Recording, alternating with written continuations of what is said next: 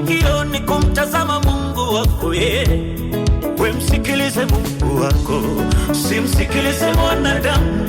We msikilize Mungu wako, usimsikilize mwanadamu. Mwanadamu wana maneno mengi,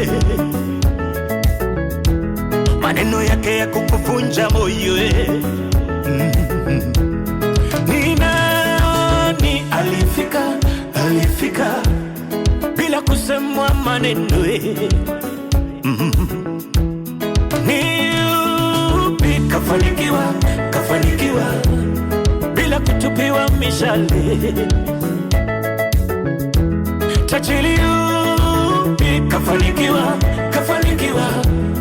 bila kusemwa maneno?